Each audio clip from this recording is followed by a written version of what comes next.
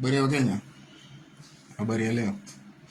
So now, today najua nataka kuongelesha kidogo, and this, please do not get emotional when I tell you about this. Sorry. So now, His Excellency William Samuel Ruto. There's something I've always said.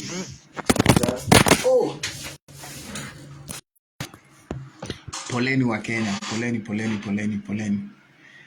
There's something I've always said.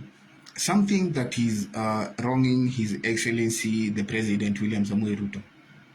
You see, the main body that holds a regime together is how they communicate. And there is one thing that is failing our president. It is the communications team that he installed in place. You see, in 2015, there was a deal that was a consolidation of the Kenyan government and the US government. So when there was established that Ebola could come at a time that would be a pandemic in this country, so basically what happened is there was a consolidation of efforts whereby Kenyan government and the US government were going to set up facilities in this country to hijack or to arrest any pandemics of Ebola that would come in the future. Unfortunately, that same deal did not push through for reasons I do not know. So now, come this time, Ebola is about to become a pandemic in this continent. Believe it or not, whether you like it or not, it is inevitably there's a possibility, a very high possibility that Ebola will become a pandemic in this continent called Africa. Now, what the government is not telling you is that them within their own wisdom, below average as we know it, the wisdom I'm talking about now, for those who understand what I'm saying will understand what I'm saying. Within CBC, there are categories at which a child is measured, and this is below wisdom, the wisdom of this regime now. What they are not telling you is that there is a very high chance that Ebola will invade this country, whether we like it or not. So it is in our best interest to have facilities that would arrest the disease before ianze kuingia into our machinanis and start arresting or attacking our people.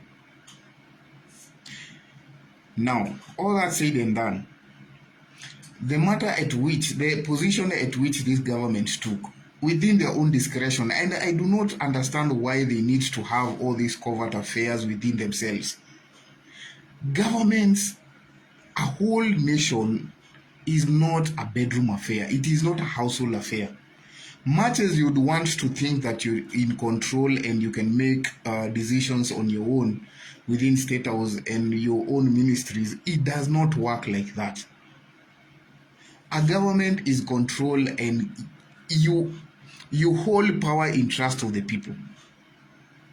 And you should communicate to these people and tell them that we believe that this disease might come into this country.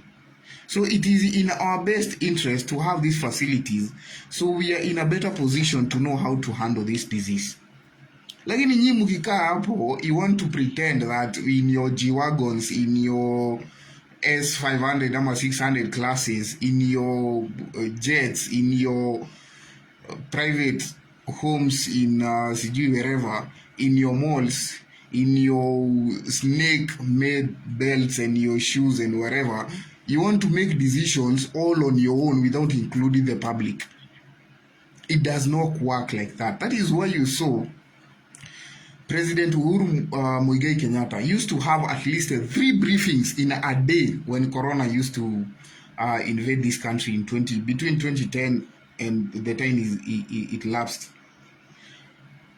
The Ministry of Health used to hold at least 3 briefings in a day. Uhuru Muigai Kenyatta used to communicate to the people. Sasa nyinyi, all you're doing is having all these discretions confining information within your circles, all because you want to have side deals. I'm very sure there are people who are getting kickbacks in whatever deals that you're placing, but no one will allow a facility to be hosted in Nanyuki when we very well know that people are banning their own communities in Congo just so to prevent this disease from spreading to other areas. If you could have communicated, if you could have made sure that people got to know what the facility is all about, probably people would have given you a chance and let you hold these facilities in this country, all for our benefit. Lakini nyinyi mnaona G-Wagon na Lamborghini zikiendeshwa US and you want to wear those red bottom shoes and you're making deals all to our peril. It is not going to happen. But all the same, if you could have communicated, I believe there was a very intentional, good intention to protect this country from this pandemic that is inevitably going to happen in this continent. But all the same, people need to know what you're about. People need to get information, the right information from you. Mr. President, you need to go back to the drawing board and configure whatever installation you put as communications team that communication on your behalf, because they are extremely failing you. Sijui kama wewe ndio unawafail ama wao ndio wanakufail, but communication is failing on your end. All they say, enough said and done. Ebola is one disease that is coming to us if it is not managed within the areas that is already affected. There's a few cases mentioned already in Uganda. There's a few cases mentioned in some other countries that do not want to disclose that they have cases in their countries.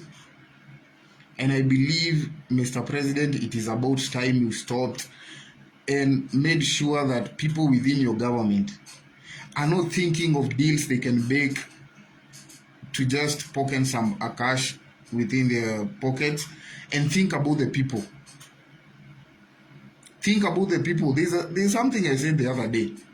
There are people with backup plans in this country. Somalia, the country is saizi iko sawa. There is normalcy has already settled in that country. We've seen markets working there. There's a lot of Kenyans who are there working. Yemen is a country. Yemen is in very good conditions. There are people even not from this country who have roots from there, who have roots from Somalia, who have roots from Ethiopia, who have roots from wherever. They are very good people. They are within our community. They are within even other communities. We've seen even South Africa have people that are telling, please go back to your homes, make your homes better instead of you settling here. So all I want to tell Kenyans is there are people with backup plans. We only have one Kenya. Sisi, munajua venye majina tunaitagwa, sijui nywele nini, sijui ngozi nini. We only have one Kenya. We do not have backup plans. We do not have any backup countries.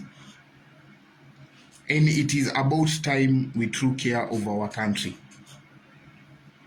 I honestly believe, as much as you would want to disagree with the president, I honestly believe the president had the best interest of this country at heart. It is in the best interest of this country to have a facility that would attack this disease if this disease comes into this country. But I'm not for the idea of shipping people from other countries into these countries who are already infected. The deal was we have a facility, an open facility with no infestation. So please, let us do good for this country. Where credit is due, Mr. President, I honestly believe you had the best interest of the people at heart. But there are a few elements within your government that would want you to fail. that want to pocket some monies on behalf of the deal, of the clean deal you had at heart. So, Mr. President, have a team that will communicate for you, a team that will have the best interest of you communicating. And I strongly believe your communications team is failing you. Thank you very much.